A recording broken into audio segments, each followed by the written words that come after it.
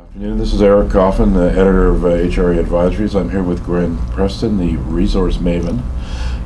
We're getting together today to let you know that we're hosting a conference. Gwen and I and our friend Brent Cook from Exploration Insights. We're hosting a one-day event in Vancouver. We are. It's going to happen on January 23rd, so that's just before Roundup starts. And we really like this forum, the way that we've established this. We're inviting companies who are on our list. So they have to have earned a recommendation from either Brent Cook, from Eric Coffin, or from myself in order to be invited to come to the event. And that means that it's a high caliber group of companies. Yeah, it's a filtered list, and of course, first preference in terms of attendees also goes to subscribers. So it's sort of pre-selected in both directions, and we found that both the attendees and the companies really like that because it's a focus group on both sides.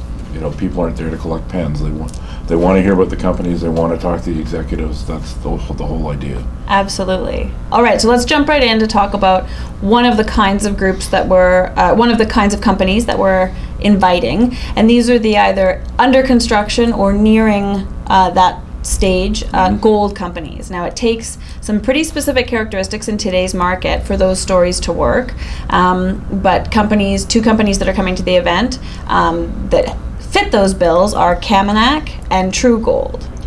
Yeah, I mean, the interesting thing with those two companies is completely different management groups. They're literally on opposite sides of the world, but there's actually a lot of similarities in the two projects. Both of them are fairly large. They're relatively high-grade oxide gold deposits. True Gold, of course, they've started mining. They're still actually constructing plants and stuff, so stuff won't actually be leaching on the pads for a couple of months. But they will basically be starting production about the time that they do the presentation at the forum.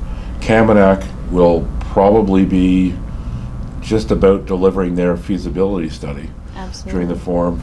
And I think you'll note that both of them, they're basically low cost, fairly high productivity, long life heap leach assets. I mean, it's the type of thing that works because the capitalization per ounce produced in both cases is pretty low. I mean, it's the type of thing you can get bankers behind. Absolutely. So you've got your costs controlled. You've got a scale of operation that's big enough for other companies to take note, for there to be enough economy of scale for the situation to make some real money. And you've got some management teams there that have done it before, that really know how to make these operations work. So I think they check basically every box that you need to check in today's really difficult environment.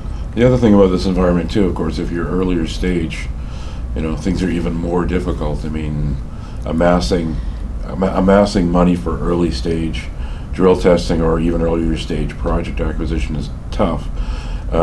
You and Brent in particular, I know both of you are quite fond of the prospect generator model, and as it happens, we're going to have 3 of those at the forum.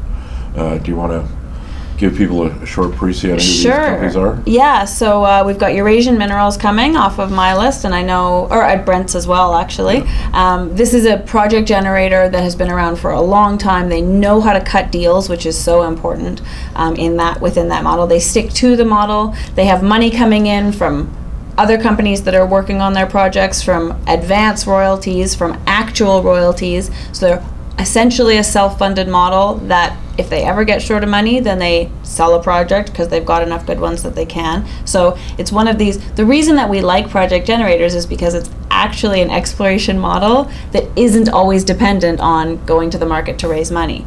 So we've got Eurasian, we've got Mirasol Resources, if you want to. Both Brent and I follow Mirasol. Extremely talented technical group. They've always stuck to South America. They were mainly involved in Argentina at first, highly successful there, made a couple of high-grade silver discoveries, sold one of them and generated $40 or $50 million. Argentina became difficult politically, and investors didn't really want to hear about it, so they moved over to Chile, where they'd always had a lot of involvement. The former president of the company actually lived there for many, many years. They've picked up some large-scale projects in relatively unexplored, which is saying something, belts in Chile, and they've attracted a couple of large company partners that are in fact drilling a couple of those projects.